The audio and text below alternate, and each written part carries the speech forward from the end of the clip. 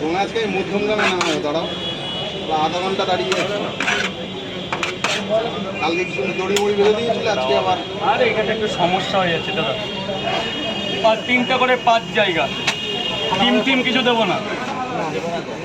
মধ্যগ্রাম থেকে এসেছে দাদা? এখানে কাজে আচ্ছা।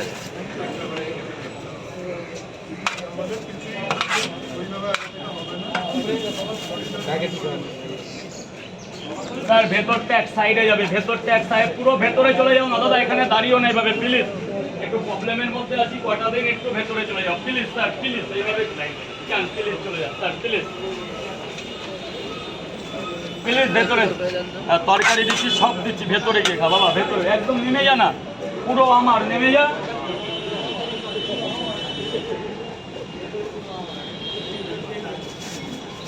ধরুন স্যার, ধরুন একটা, এই নিন এটা রাখুন কাছে, এর মধ্যে পুরোটা ভরবেন, একটু হেল্প করে দিন।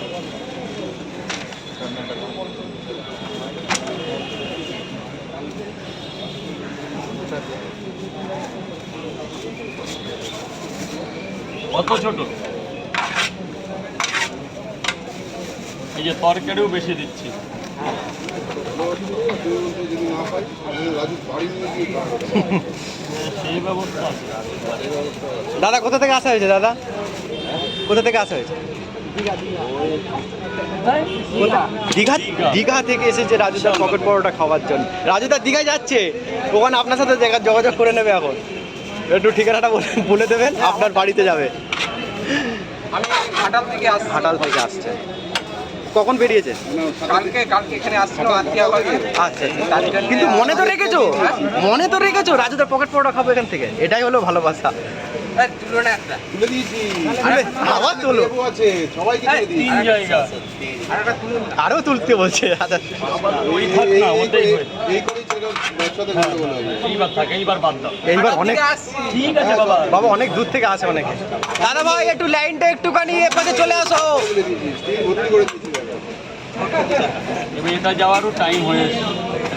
তোমার আমি একদিন এই কথাটা বলেছিলাম। দাদা এদিকটা জাম করবে না, ভেতরে চলে যাও, ভেতরে চলে যাও, যা হবে ভেতরে।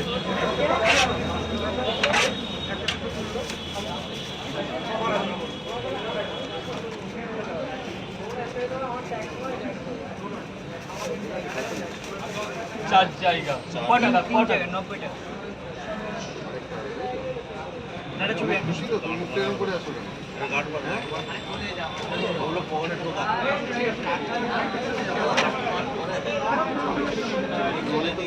আজকে বিকেলের বাড়ি যাবে কি বলো?